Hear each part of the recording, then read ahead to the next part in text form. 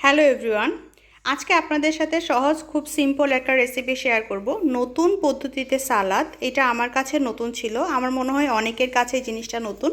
আপনাদের সাথে শেয়ার করছি। এখন যেহেতু শীতের ভেজিটেবলগুলো অ্যাভেলেবল প্লাস হচ্ছে রিজনেবল প্রাইসে পাওয়া যায়, তাই এইটা খাওয়ার মনে হয় এখন উপযুক্ত সময়। প্রথমে দেখতে পাচ্ছেন টমেটো কেটে নিয়েছি, তারপর হচ্ছে শসা বা ক্ষীরা এগুলো কেটে নেবেন এবং এইভাবে কেটে নেবেন পাতলা পাতলা করে।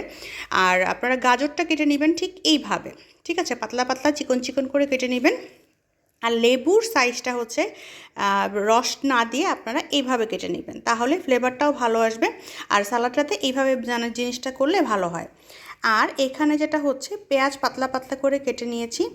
আর কাঁচামরিচ আপনাদের যে যেমন ঝাল খেতে চান সেভাবে ইউজ করবেন, কিন্তু কাঁচামরিচটা মাঝখানে চিড়ে দিবেন, ঠিক আছে।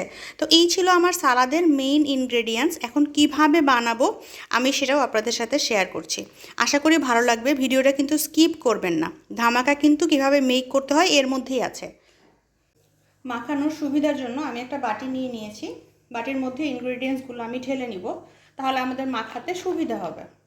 তো অ্যাজ ইউজুয়াল আমি যেভাবে মাখাই বা আপনারা যেভাবে মাখান, তো জিনিসপত্রগুলো সবগুলো নিয়ে নেবেন একসাথে। নিয়ে নেওয়ার পরে এই পেঁয়াজগুলো আমি একটু ভেঙে দিব।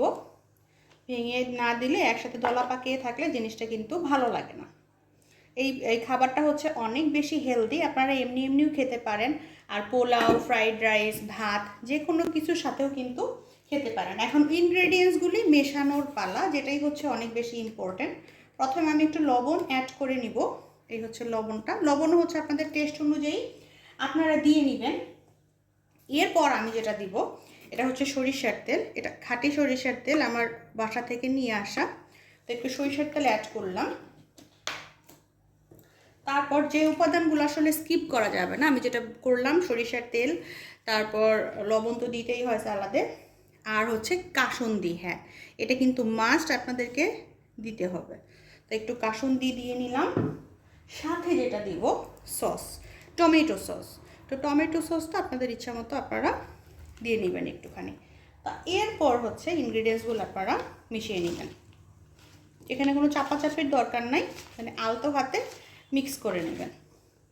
তো মেশানোর সময় আপনারা একটু খেয়াল রাখবেন, যদি আপনারা একটু ঝাল খেতে পছন্দ করেন তাহলে কিন্তু এর মধ্যে একটু চাইলে চিলি ফ্লেক্সও কিন্তু অ্যাড করে দিতে পারেন, আপনাদের ইচ্ছা। এখানে অনেক আছে চিলি ফ্লেক্স খেলে অ্যাসিডিটি হয়, আমি এই কারণে চিলি ফ্লেক্স কিন্তু অ্যাড করি নাই। আপনাদের ইচ্ছা, আপনারা চাইলে অ্যাড করতে পারেন, কিন্তু কাসুন্দিটা কিন্তু মিস করা যাবে না কোনোভাবেই, তাহলে কিন্তু ওই স্পেশাল ফ্লেভারটা আসবে না। আর এখানে যেহেতু লেবু অ্যাড করা হয়েছে, কাঁচামরিচ অ্যাড করা হয়েছে, খুব সুন্দর একটা ফ্লেভার কিন্তু অলরেডি আসবে। আপনারা যখন মিক্স করবেন তখনই জাস্ট আপনার পুরা ঘরে একদম স্মেল ছড়িয়ে যাবে। তো এই হচ্ছে সালাদটা। এটা কিন্তু খেতে অনেক বেশি ইয়ামি হয়। হ্যাঁ, সেই স্বাদ আপনারা ট্রাই করে দেখতে পারেন। এই মজার কালারফুল একটা সালাদ, ভীষণ ভীষণ ইয়ামি একটা সালাদ।